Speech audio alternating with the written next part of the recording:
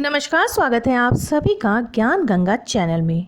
साल में कुल 24 एकादशी पड़ती है। इस एकादशी पर व्रत रखने का खास महत्व माना जाता है, लेकिन मार्गशीर्ष माह के कृष्ण पक्ष में आने वाली एकादशी काफ़ी अहम होती है, क्योंकि मान्यता है कि इस दिन एकादशी माता का जन्म हुआ था। उत्पन्ना एकादशी पर भगवान विष्णु और एकादशी माता की पूजा की जाती है। आज के इस वीडियो में हम बात करेंगे कि उत्पन्ना एकादशी कब है, एकादशी की तिथि क्या रहेगी, पूजन की विधि क्या है, पारण का समय क्या रहेगा, द्वादशी समाप्ति समय क्या है कथा व महत्व। तो चलिए शुरू कर लेते हैं वीडियो को। लेकिन वीडियो शुरू करने से पहले अगर आप मेरे चैनल पर नए हैं और अभी तक आपने इसे सब्सक्राइब नहीं किया है तो आगामी एकादशी व्रत तिथियों की जानकारी प्राप्त करने के लिए आज ही मेरे चैनल को सब्सक्राइब कर लीजिए। साथ में बेल आइकन को प्रेस कर दीजिए ताकि आपको मेरे वीडियोस की नोटिफिकेशन मिलती रहे। वीडियो अच्छा लगे तो उसे लाइक और शेयर करना बिल्कुल मत भूलिए। तो चलिए शुरू कर लेते हैं आज का वीडियो। उत्पन्ना एकादशी की पूजन विधि के अनुसार उत्पन्ना एकादशी के नियमों का पालन 10वीं तिथि से ही करना चाहिए। इस दिन सूर्योदय से पहले उठकर स्नान आदि से निवृत्त होकर स्वच्छ वस्त्र धारण करने चाहिए। उसके बाद एक साफ चौकी लेकर उस पर भगवान विष्णु की मूर्ति या तस्वीर को स्थापित करें।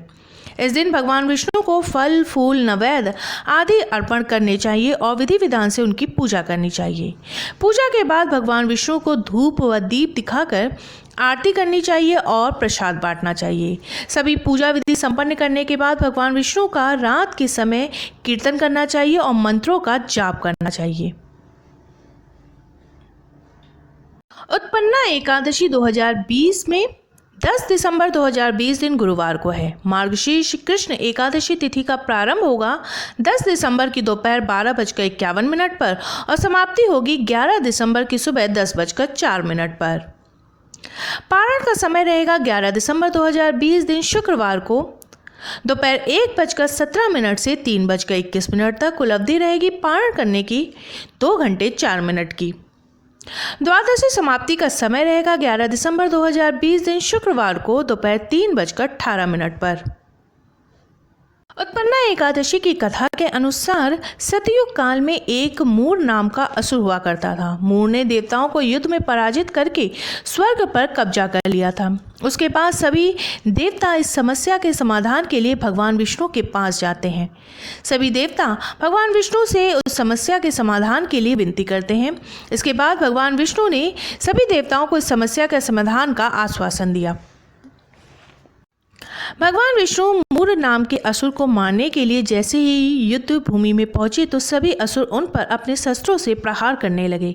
भगवान विष्णु ने मूर को मारने के लिए जिस भी अस्त्र का प्रयोग किया वो मूर के तेज से समाप्त हो गए और फूल बनकर जमीन पर गिरने लगे। मूर और भगवान विष्णु का युद्ध कई वर्षों तक चलता रहा, लेकिन भगवान विष्णु मूर को पराजित ना कर सके। उसके बाद भगवान विष्णु विश्राम करने के लिए बद्रिया आश्रम में एक लंबी गुफा में सोने के लिए चले गए।